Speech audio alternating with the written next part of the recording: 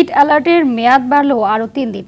আজ থেকে পরবর্তী ৭২ ঘন্টা দাবদাহ অব্যাহত থাকতে পারে বলে জানিয়েছে আবহাওয়া অধিদপ্তর। একই সঙ্গে মে মাসের প্রথম সপ্তাহে দেশের বিভিন্ন অঞ্চলে বৃষ্টিপাত হতে পারে বলেও জানিয়েছে আবহাওয়াবিদরা।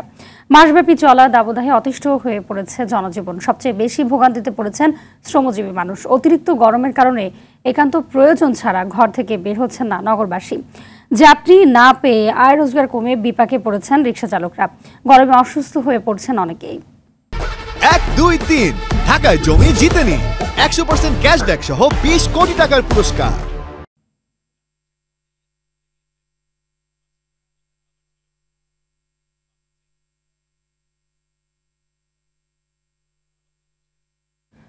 দর্শক, দাবদাহের রাজধানীর পরিস্থিতি জানাতে ফার্মগেট এলাকা থেকে সরাসরি যুক্ত হচ্ছেন সহকর্মী রফিকুল ইসলাম। রফিক, জানাবেন যে তীব্র দাবদাহ থেকে বাঁচতে চিকিৎসকরা কি ধরনের পরামর্শ দিচ্ছেন এবং নগর জীবনে কি ধরনের প্রভাব দেখছেন? ১, ২, ৩ ঢাকায় জমি জিতে নিন ১০০% ক্যাশব্যাক সহ ২০ কোটি টাকার পুরস্কার।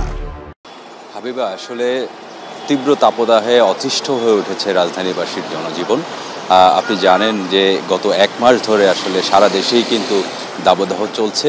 হালকা থেকে মাঝারি এখন সারা দেশে আসলে তীব্র তাপদাহ চলছে।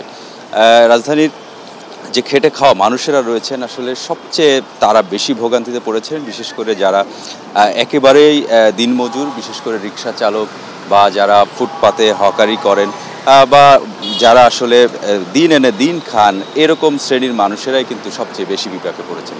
বিশেষ করে যারা রিক্সা চালক রয়েছেন, রোদে তাদের পরিশ্রম করতে হচ্ছে। তারা আসলে বলছেন যে প্রচণ্ড গরমের কারণে তারা যেমন কষ্ট পাচ্ছেন, পাশাপাশি এই প্রচণ্ড রোদে কিন্তু মানুষ ঘর থেকে কম বের হচ্ছেন, যার কারণে তাদের যাত্রী সংখ্যাও কমে গেছে এবং তাদের আয় রোজগারও কমে যাচ্ছে। যেহেতু তারা আসলে দিন এনে দিন খান, সারাদিন যদি আয় না হয় আসলে তাদের ঘরে কিন্তু বাজার জোটে না। এই দিনে ইনকাম করে রাতে গিয়ে তারা বাজার করে থাকেন। আয় কমে যাওয়ার কারণে তারা যেমন কষ্টে রয়েছেন, পাশাপাশি নগরীতে কিন্তু আমরা গেল কয়েকদিন ধরে দেখেছি যে একেবারেই মানুষ বের হচ্ছে না। আপনাকে একটু ফার্মগেটের যে প্রধান সড়ক, এই সড়কের চিত্রটাই দেখাতে চাই। এখানে এই সময়ে সাধারণত তীব্র যানজট লেগে থাকে, কিন্তু অতিরিক্ত গরমের কারণে মানুষ রাস্তায় বের হচ্ছে না। পাশাপাশি যেহেতু স্কুল কলেজ বন্ধ, এই কারণেও কিন্তু নগরবাসী সড়কে বের হচ্ছে না। চিকিৎসকরা আসলে এই তাপদাহ থেকে বাঁচার জন্য নানা ধরনের পরামর্শ দিয়ে যাচ্ছেন। বিশেষ করে প্রচণ্ড গরমে হিট অ্যালার্ট চলছে এবং আমরা দেখেছি যে প্রায় প্রতিদিনই কিন্তু হিট স্ট্রোকে সারা দেশে মানুষ মারা যাচ্ছেন।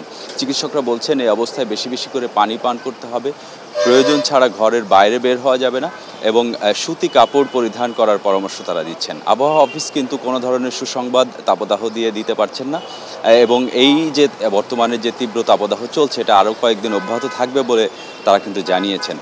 তারা যেটি বলছেন যে আগামী মাসের প্রথম দিকে হয়তো বৃষ্টিপাত হবে, তবে মাঝারি বৃষ্টিপাত না হলে কিন্তু এই গরমের তীব্রতা আসলে কমবে না বলে তারা জানিয়েছেন। হাবিবা, এই ছিল আসলে রাজধানীর ফার্মগেট থেকে তাপদাহের খবর। ধন্যবাদ আপনাকে।